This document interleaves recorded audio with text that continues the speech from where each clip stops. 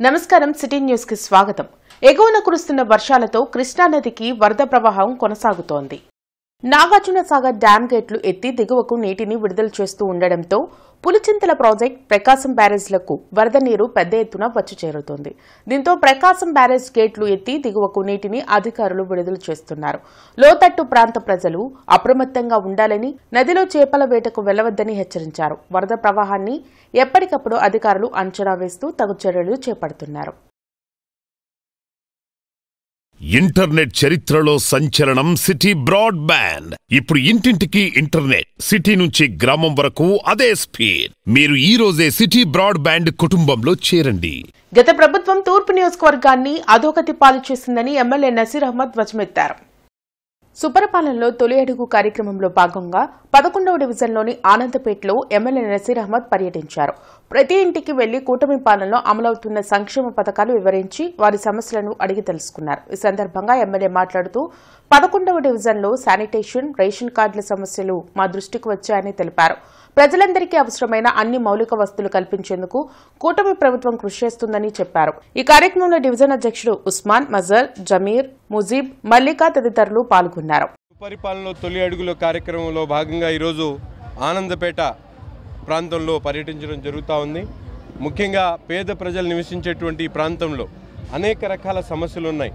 గత 5 సంవత్సరాల నుంచి కనీసం ఇటువైపు తొంగి చూసినటువంటి పరిస్థితి లేదు. ఎన్నికల తర్వాత దాదాపు 3 సార్లు ఈ ప్రాంతంలో పర్యటించడం జరిగింది. ముఖ్యంగా ఇక్కడ నివసించేటువంటి పేద వర్గాలు, ముఖ్యంగా పారిశుద్ధ్య కార్మికులు ఎక్కువ శాతం ఉండేటువంటి ప్రాంతం ఈ ప్రాంతం రెల్లి బజారు. దీంట్లో వీళ్ళందరూ కూడా సంక్షేమ కార్యక్రమాలు అవుట్సోర్సింగ్ ఉద్యోగస్తులకి ఎవరికి కూడా అందట్లేదనేటువంటి మాట వీళ్ళందరూ కూడా చెప్తా ఉన్నారు.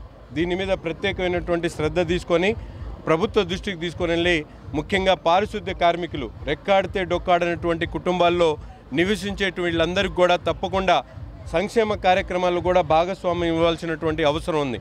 తప్పకుండా గౌరవ ముఖ్యమంత్రి గారి దృష్టికి తీసుకొని వచ్చి ఈ ప్రాంతంలో నివసించేటువంటి ప్రతి ఒక్క తల్లికి కూడా ఈ సందర్భంగా మాటిస్తా ఉన్నారు. సరస్వతి శిశు మందిర్లోని విద్యార్థులకు Andhra bank retired manager Mattupalli Ravikumar sports డ్రెస్సులను పంపిణీ చేశారు. పాతగుంటూరులోని సరస్వతి శిశు మందిర్ పాఠశాలకు ఆంధ్ర బ్యాంక్ రిటైర్డ్ ఉద్యోగులు వాటర్ కూలర్ బహుకరించారు. ఈ సందర్భంగా రిటైర్డ్ మేనేజర్ రవికుమార్ మాట్లాడుతూ ఆంధ్ర బ్యాంక్ విశ్రాంత ఉద్యోగుల సంఘం ఆధ్వర్యంలో ఎన్నో సామాజిక కార్యక్రమాలు నిర్వహిస్తున్నామని తెలిపారు. ఈ కార్యక్రమంలో అసిస్టెంట్ జనరల్ మేనేజర్ ఎస్ఎస్ఎస్ మూర్తి, అధ్యాపకులు, విద్యార్థులు పాల్గొన్నారు.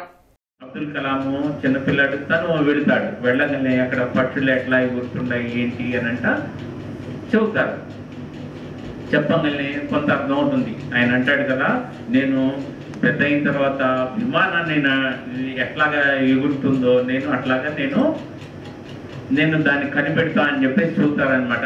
నాకు దాని మీద అభిరుచి ఉంది, ఇంట్రెస్ట్ ఉంది అని చెబుతారు. అప్పుడు గురువు గారు కూడా ఆయనకు సహాయం చేస్తా, నువ్వు మంచిది, నువ్వు ముందు విమానాన్ని నడపాలన్నా, లేకపోతే విమానం తయారు చేయాలన్నా, లేకపోతే మిసైల్స్ తయారు చేయాలన్నా కూడా నువ్వు మొదట ఏం చేయాలి అని నువ్వు బాగా శ్రద్ధగా చదువుకోవాలి. అట్లాగే ఆయన కళని ఆయన సాకారం చేస్తున్నారు అబ్దుల్ కలాం. మీరంతా కూడా మనం చిన్నప్పటి నుండే మనం ఏదో ఒక అభిరుచి ఉంటుంది, నేను పెద్ద అయిన తర్వాత ఇట్లా కావాలి అని చెప్పి. బృందావన గార్డెన్స్ వెంకటేశ్వర స్వామి దేవస్థాన ప్రాంగణంలో సంగీత నృత్యోత్సవాలు ప్రారంభమయ్యాయి. జాతీయ సంస్కృత విశ్వవిద్యాలయం vice chancellor professor GSR Krishnamurthy ముఖ్య అతిథిగా హాజరయ్యారు. ఈ సందర్భంగా పద్మశ్రీ దండమూడి సుమిత రామ్మోహన్ రావు, కొమ్మజోషిల సద్గురు చరణ్లను ఘనంగా సత్కరించారు.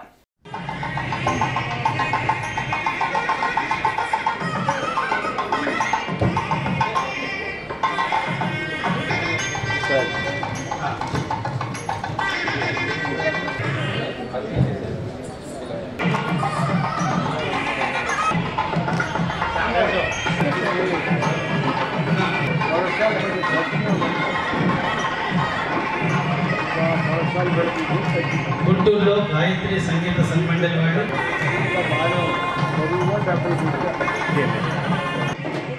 శాలువా సత్కారం జరుగుతుంది.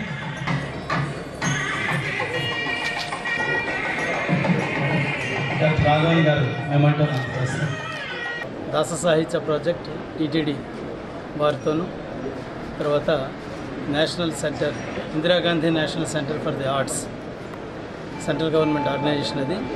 తిరుపతి రీజియన్ వాళ్ళతోని, తర్వాత మన స్థానిక ఈ బృందావన్ గార్డెన్స్లో మేము చేసి ఉన్న వెంకటేశ్వర స్వామి వారి దేవాలయం వారి సౌజన్యంతో ఈ 4 సంస్థలు సంయుక్తంగా నిర్వహిస్తున్నాం. ఈ ప్రజలందరూ కూడా ఈ సంగీత నృత్యోత్సవాల్లో పాల్గొని అందరూ ఆనందించవలసిందిగా కోరుతున్నాం. మన సంస్కృతి వైభవానికి చిహ్నంగా సంగీతం, సాహిత్యం, నృత్యం ఇవన్నీ కూడా ప్రతీకలు. ఆగస్టు 15వ తేదీ నుంచి మహిళలకు ఉచిత బస్సు పథకం అమలు కానుంది. రాష్ట్ర పరిధిలో ఎక్కడికైనా మహిళలు ప్రయాణం చేయవచ్చని ఆర్టీసీ ఎండీ ద్వారకా తిరుమలరావు వెల్లడించారు. ఏపీఎస్ఆర్టీసీ బస్టాండ్ను MD Dwaraka Tirumala Rao, chairman Narayana, zonal chairman Suresh Reddy సందర్శించారు. ప్రభుత్వం ప్రకటించిన ఉచిత బస్సు పథకంపై అధికారులతో సమీక్ష నిర్వహించారు. ఈ సందర్భంగా వారు మీడియాతో మాట్లాడుతూ ఉచిత బస్సు విషయంలో డిపో మేనేజర్లకు దిశానిర్దేశం చేశామని చెప్పారు.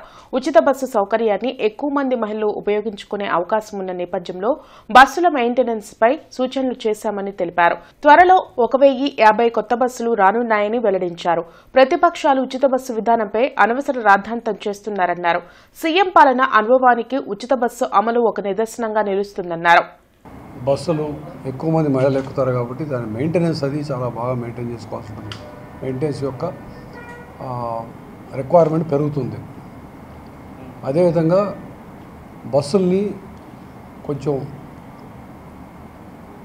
పూర్తిగా బాగా లేకుండా వాటిని రెడీ చేసుకొని వాటిని బాడీ అప్కీప్ చేయించి పెయింటింగ్ అది లేకపోతే అక్కడ పెయింట్ చేసి తర్వాత చిన్న చిన్న ఎక్స్ట్రా మనుషులు ఎక్కినప్పుడు కావాల్సిన రైలింగ్స్ అది పెట్టుకొని అదేవిధంగా ఫుట్బోర్డ్ అది కొంచెం స్ట్రెంగ్తన్ చేసుకొని ఇవన్నీ చేసుకోవాలని ఇంజనీరింగ్ డిపార్ట్మెంట్ ద్వారాను ఇవన్నీ విషయాలు.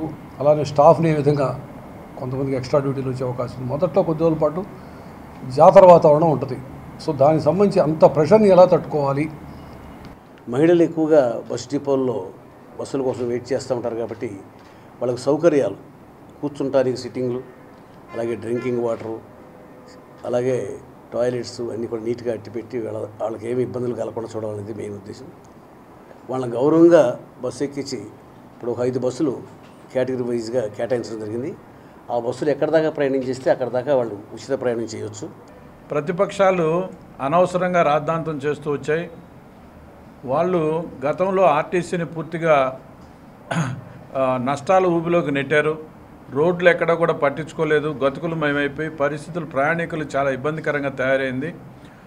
దాంట్లో నుంచి అనుభవజ్ఞులైనటువంటి ముఖ్యమంత్రి చంద్రబాబు నాయుడు గారు దశల వారీగా ముందు రోడ్లన్నింటినీ ముందు పర్ఫెక్ట్గా తయారు చేయడం జరిగింది. ఇంటర్నెట్ చరిత్రలో సంచలనం సిటీ బ్రాడ్బ్యాండ్. ఇప్పుడు ఇంటింటికి ఇంటర్నెట్, సిటీ నుంచి గ్రామం వరకు అదే స్పీడ్. మీరు ఈ రోజే సిటీ బ్రాడ్బ్యాండ్ కుటుంబంలో చేరండి.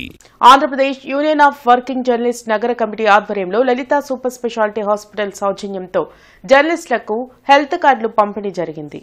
కొత్తపేట మల్లెలింగమ్మలో జరిగిన హెల్త్ కార్డుల పంపిణీ కార్యక్రమంలో లలిత సూపర్ స్పెషాలిటీ హాస్పిటల్ అధినేత డాక్టర్ రాఘవ శర్మ పాల్గొన్నారు. ఈ సందర్భంగా డాక్టర్ రాఘవ శర్మ మాట్లాడుతూ ప్రతి ఒక్క జర్నలిస్ట్ ఈ హెల్త్ కార్డు తీసుకుని వైద్య సహాయం పొందాలని కోరారు. నేటి సమాజంలో స్ట్రెస్ మూలంగానే ప్రజలు ఎక్కువగా రోగాల బారిన పడుతున్నారని చెప్పారు. మరీ ముఖ్యంగా విలేకరులు పలు అంశాలపై ఒత్తిడిని ఎదుర్కొని తమ ఆరోగ్యాన్ని పాడు చేసుకుంటున్నారని అన్నారు. ప్రతి ఒక్కరూ మానసిక ఒత్తిడి తగ్గించుకుని ఆహార నియమాలు పాటిస్తూ తమ ఆరోగ్యాన్ని కాపాడుకోవాలని సూచించారు. ఈ కార్యక్రమంలో ఐజేయూ నాయకులు గిరిధర్, జిల్లా అధ్యక్షులు ఎస్ఎన్ మీరా, ఫణి, రాంబాబు, కిరణ్, ఆసిఫ్ ఖాన్ తదితరులు పాల్గొన్నారు.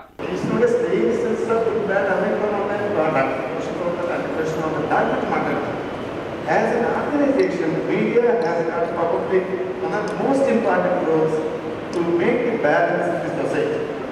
You cannot imagine not having media and live the society like that. It will go haywire.